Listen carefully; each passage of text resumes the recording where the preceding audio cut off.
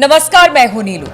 तो देखिए, अमेरिका लगातार हर देश पर इस वक्त प्रेशर बना रहा है बहुत सारी बातों को, चाहे वो टैरिफ को लेकर या फिर तेल व्यापार को लेकर। और इस बार बारी थी चाइना की। चाइना को अमेरिका ने कहा कि देखिए, आप ईरान से तेल नहीं खरीदेंगे, लेकिन अब चाइना ने सिरे से इसे नकार दिया है। और क्या कुछ कहा है नकारने के बाद चाइना ने ईरान से तेल व्यापार को लेकर। बातचीत करने के लिए मयंक मेरे साथ है। मयंक, ये बड़ी बात है, कभी वो भारत को कहता है कि आप ईरान और रूस से तेल नहीं खरीदेंगे, कभी वो चीन को कहता है, लेकिन चीन ने अब मना कर दिया है। क्या कुछ अमेरिका की तरफ से चीन को कहा गया और चीन की तरफ से किस तरह का जवाब? अभी इसको हम चर्चा शुरू करें, लेकिन उसके पहले जो अमेरिका के हालात हो गए हैं, हाँ। तो वो ऐसा लगता है कि ईरान से मुंह की खाने के बाद जो है, अब वो ईरान अमेरिका की के दबाव में कोई आने को तैयार ही नहीं है। हाँ। ना भारत आने को तैयार है, ना चीन दबाव में आने को तैयार है, और रूस की भूल जाइए, और ईरान का तो सवाल ही नहीं है। अब देखिए, नया जो है वो कंडीशंस रखी गई थी अमेरिका की चीन के सामने, और ये कहा गया था कि हम आप पे 100% टैरिफ लगा देंगे, बदले में आप ईरान से और रूस से तेल खरीदना, कच्चा तेल खरीदना बंद कर दीजिए। ठीक है। ईरान की तरफ से, ईरान के विदेश मंत्रालय की तरफ से बयान आया है। उन्होंने अमेरिका की इस मांग को सिरे से खारिज कर दिया है और साफ मैसेज दे दिया है कि ईरान से जो हम तेल खरीद रहे थे, वो तेल वैसे ही खरीदा जाता रहेगा।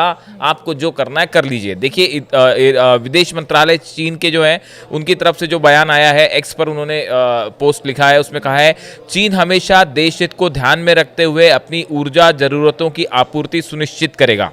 चीन ने कहा कि दबाव बनाने और जबरदस्ती से कुछ हासिल नहीं होगा। चीन अपनी संप्रभुता, सुरक्षा और विकास हितों की दृढ़ता से रक्षा करेगा।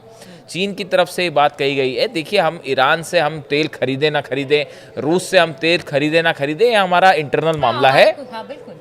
और हम अपने देश की ज़रूरतों के मुताबिक, भाई आपको देश में आपको तेल की ज़रूरत है, इलेक्ट्रिसिटी की ज़रूरत है, उसके मुताबिक ये तेल हम खरीदेंगे।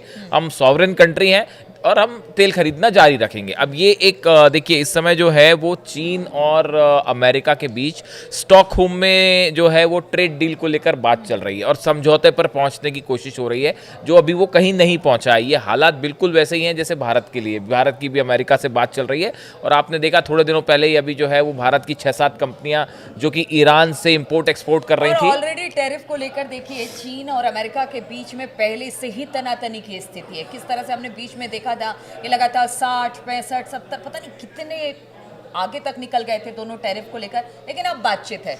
लेकिन कोई भी, चाहे वो अमेरिका क्यों ना हो, वो किसी पर भी अपनी बात को नहीं तोड़ सकता है। अब देखिए, ये पहले अमेरिका ने भारत को कहा, भारत की 6 कंपनीज पर बैन लगा दिया जो कि ईरान के साथ पेट्रोकेमिकल्स का बिजनेस कर रही थी।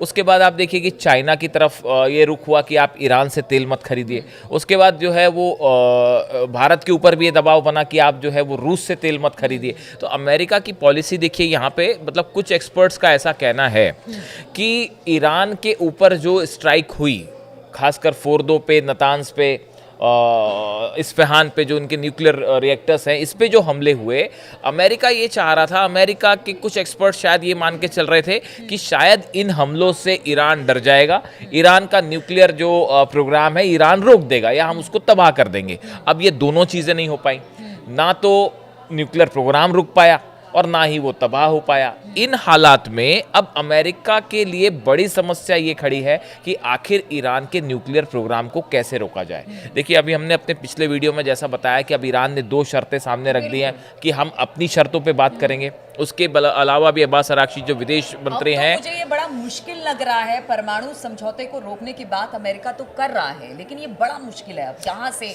मतलब विदेश मंत्रालय का ईरान के विदेश मंत्री हैं अब्बास अरागची साहब, उनकी तरफ से नया स्टेटमेंट आया है। उन्होंने इस बात को साफ साफ दोहरा दिया है कि किसी सूरत में जो है वो न्यूक्लियर एनरिचमेंट प्रोग्राम नहीं रुकेगा। अब आपको बात करनी है तो बात करिए, नहीं करनी है तो मत करिए, जंग करनी है तो जंग करिए। अमेरिका ने अपने हाथों से हालात बिगाड़ लिए। अब इस हालात में देखिए, इन हालात में एक बड़ा आप देखिए एक बड़ा ग्रुप बनता जा रहा है, जिसमें आप चीन को शामिल कर लीजिए, आप रूस को शामिल कर लीजिए, नॉर्थ कोरिया को कर लीजिए, ईरान को कर लीजिए, भारत को कर लीजिए। ये 5 ऐसे कंट्रीज़ हैं जिनके ऊपर लगातार अमेरिका का दबाव बन रहा है। और इनको कहा जा रहा है कि भाई आप ईरान से आप ऑयल ना खरीदें, आप हाँ, रूस से क्योंकि ऑयल। कोई ना कोई किसी ना किसी तरीके से जुड़ा हुआ है। अब देखिए इसके पीछे अमेरिका की मंशा क्या है। अमेरिका की मंशा समझिए, यहाँ अमेरिका दो चीज़ें करना चाह रहा है। एक तो जो टैरिफ वॉर है वो तो है ही, लेकिन उसके अलावा देखिए जब आपका हमलों से काम नहीं बना, आप ईरान को आपने झुकाने की कोशिश करी, हमले किए, जंग करी, तमाम काम किए,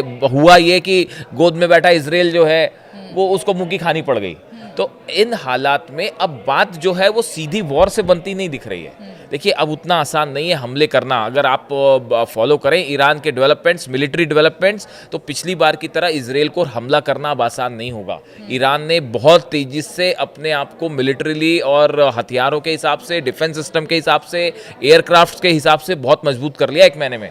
बिल्कुल। और एक बात यहाँ पे और जोड़िए, क्योंकि देखिए अमेरिका सुपर पावर की बात करता है, ठीक है, वो दबाव बनाता है, लेकिन क्या अब जिस तरह के हालात पीछे हमने देखा कि आपने हमला कर दिया, आपने भुखमरी जैसे हालात बना दिए इसराइल के साथ मिलके, बहुत सारी चीजें मिलकी, लेकिन फिर भी दबाव नहीं बना। क्या अमेरिका दबाव नहीं बना पा रहा है, या कह लीजिए कि अब पॉलिसी अमेरिका फेल है। को सुनने को कोई तैयार जो नहीं है? एक हेजेमनी वाली बात थी कि हम दबाव बना के काम करवा लेंगे, तो वो जमाने लद गया, वो दिन लद गए। और इसका देखिए इसकी स्टार्टिंग जो है वो ईरान से हुई। मैं बार बार ये बात बोलता हूँ, बहुत से एक्सपर्ट ही मान के चल रहे हैं, और ईरान ने जो अपने दम वाली बात है ना, अपने दम पे अकेले चुनौती दे दी इजराइल और अमेरिका को, वहां से हालात बदल गए, वहां से एक माइंडसेट चेंज हो गया। जो बाकी के देश है उन्होंने देखा कि ईरान जो है अपने दम पे इनको जो है इनके ऊपर हमले कर रहा है, अपने इनसे युद्ध के लिए तैयार खड़ा हुआ है, वहां से एक माइंडसेट चेंज हो गया। और देखिए बाकी देशों को भी लगा कि अगर सभी संगठित हो जाए तो ज्यादा बेहतर तरीके से अमेरिका जैसे देशों को बहुत सारे जवाब एक्सपर्ट्स दिया आ रहे हैं जा जिनका कहना ऐसा है कि ये जो ट्रम्प पॉलिसी है ये नुकसानदेह हो जाएगी अमेरिका के लिए। अमेरिका की इकोनॉमी बैठ जाएगी अगर ये कंट्रीज, बाकी के देश अगर एकजुट बने रहे। देखिए सबसे बड़ा जो मुद्दा है वो यही है, ये जो बाकी के देश हैं, Iran, Russia, China, India, north Korea, ऐसे कई और देश जिन पे अमेरिका प्रेशर बनाता है ट्रेड डील को लेकर, टैरिफ्स को लेकर, अगर ये एकजुट हो जाए अमेरिका का प्लान फेल। इसमें दो राय नहीं है, ऐसा बहुत सारे एक्सपर्ट मानते हैं। अब देखिए अमेरिका चाह क्या रहा है। अमेरिका का कहना ऐसा है कि भाई आप जो रूस से तेल खरीद रहे हैं उसका इस्तेमाल रशिया यूक्रेन युद्ध में करता है, भाई जो पैसा मिलता है उसको, उसका इस्तेमाल हथियारों में होता है। तो आप अमेरिका चाह क्या रहा है, तेल के जरिए वो यूक्रेन वॉर को कंट्रोल करने की कोशिश कर रहा है। ईरान के जरिए, ईरान कहना ऐसा है कि भाई ईरान जो तेल बेचता है उसमें से 80 से 90% ऑयल जो है वो तो चाइना अकेला खरीद ले रहा है, चाहे लीगल तरीके से चाहे इलीगल तरीके से, और आप लाख समंदर में निगरानी करें वो तेल चाइना पहुंच ही जा रहा है। अब देखिए इनका कहना ऐसा है कि ईरान से अगर तेल खरीदा जाता है तो उससे ईरान अपना डिफेंस सिस्टम मजबूत करेगा, उससे एयरक्राफ्ट खरीदेगा। और हाँ, तो अब तो अमेरिका की जो रणनीति है वो ये है कि ऑयल बिजनेस के थ्रू आप रशिया और ईरान को कमजोर करने की कोशिश करें।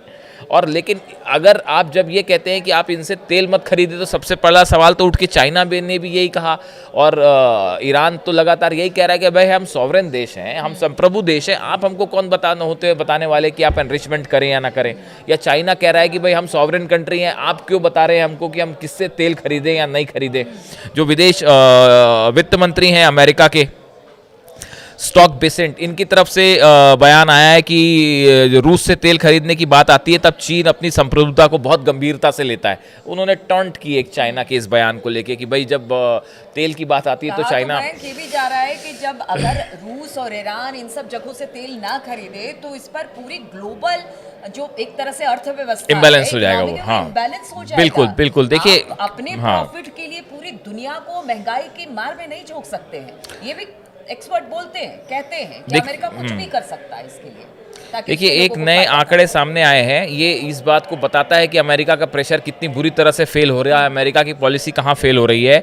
कीव स्कूल ऑफ इकोनॉमिक्स के KSE इंस्टीट्यूट का एक आंकड़े सामने आए हैं जो ये कह रहे हैं कि अप्रैल में चीन द्वारा रूसी तेल का आयात पिछले महीने की तुलना में 20% बढ़कर 13 लाख बैरल प्रतिदिन से ज्यादा हो गया है। कहाँ तो उसको अमेरिका कम करने की कोशिश कर रहा है, और दूसरी तरफ ये जो कीव स्कूल ऑफ इकोनॉमिक्स के आंकड़े आ रहे हैं वो कह रहे हैं कि भैया वो जो है 20% और बढ़ गया है। आप इससे अंदाज लगाइए कि ईरान को लेकर ना किसी तरह का दबाव काम आ रहा है, ना ईरान के ऊपर दबाव काम आ रहा है, ना ही उनके सहयोगियों के ऊपर काम आ रहा है। अब वो चाहे हथियारों वाली बात हो, चाहे वो न्यूक्लियर डील वाली बात हो, और वो या फिर ऑयल पॉलिटिक्स हो। अब चाइना जो है वो खुल के ईरान के साथ खड़ा हो गया है कि अब हम जो है किसी भी सूरत में आप जो है चाहे आप टैरिफ लगाइए या जो भी डील करिए नहीं करिए, लेकिन ऑयल खरीदना ईरान से जारी रहेगा। तो देखिए, सभी देश ने अमेरिका को एक तरह से कह दीजिए कि आईना दिखा दिया है कि आप जो कहेंगे उसको हम मान लेंगे, ऐसा हो नहीं सकता है।